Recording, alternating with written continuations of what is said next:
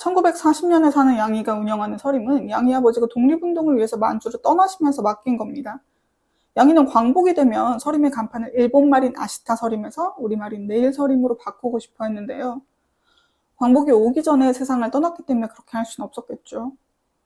그래서인지 1980년에도 서림의 간판은 여전히 아시타 서림이었습니다.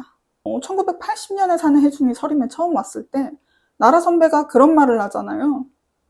운영 안 한 지는 꽤 됐는데 주인이 일부러 문을 열어놓았다고요. 그렇다면 서림에 주인이 있다는 거잖아요. 누굴까?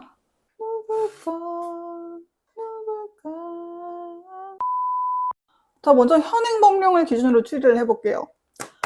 상속인이 없는 재산은 국가가 상속재산 관리인을 선임해서 정리를 합니다. 만약에 생전에 채무가 있었으면 상속재산을 처분해서 변제를 하고 그러고도 남은 재산이 있으면 국가에 귀속돼요. 국유재산은 두 가지로 나뉘는데요. 행정재산과 일반재산입니다. 행정재산은 국가가 직접 사용하는 재산입니다. 예를 들어서 법원 건물이나 정부청사 건물, 문화재, 사적지, 그리고 도로나 하천 같은 것들 있잖아요. 이 예를 보시면 아시겠지만 행정재산은 매각이 안 됩니다. 아무리 돈을 많이 줘도 개인이 정부청사 건물을 살 수는 없겠죠. 이런 행정재산 외에 다른 나머지가 일반재산인데요. 일반재산은 매각이 됩니다. 국가가 이 재산을 매각을 하거나 또는 임대해서 수익을 창출하는 건데 온비드라고 정부 입찰 포털에 가시면 여러분들도 공매로 나온 국유재산 입찰 받으실 수 있습니다. 자, 이 서림이 행정재산이 아닌 건 확실하잖아요.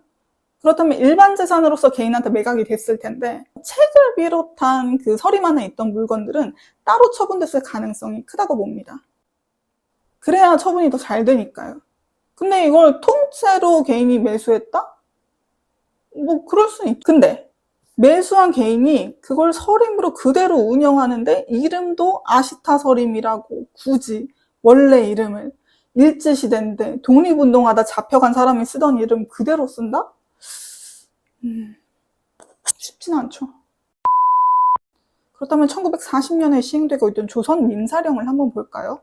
조선 민사령에 보면요. 조선인의 친족 및 상속에 관하여는 별도의 규정이 있는 걸 제외하고 관습에 의한다라고 돼 있었네요. 근데 당시의 관습은 상속인이 없으면 마을이나 문중에서 대신 관리를 했다고 해요. 그럼 양이에게 상속인이 없었다면 동네 사람들이나 친척들이 서림을 관리했겠네요.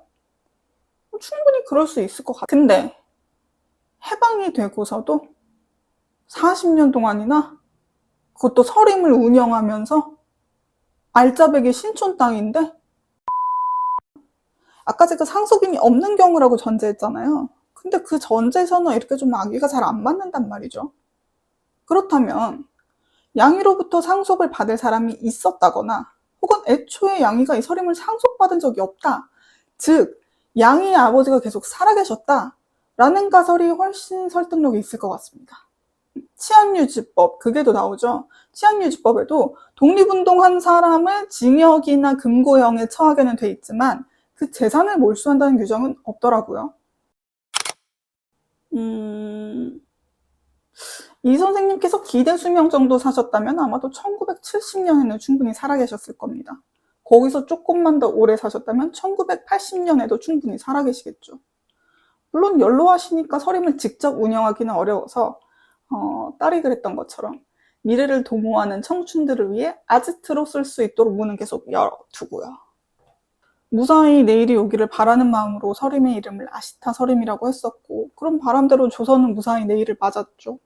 하지만 양이는 그런 내일을 보지 못했기 때문에 딸을 기리는 마음에서 쉽게 간판을 바꾸지 못하셨던 건 아닐까요? 부디 저의 이 아주 근거 있는 해석처럼 이 선생님께서 1980년까지 살아계시다가 혜준한테서 양이의 소식을 들으셨다면 좋겠네요.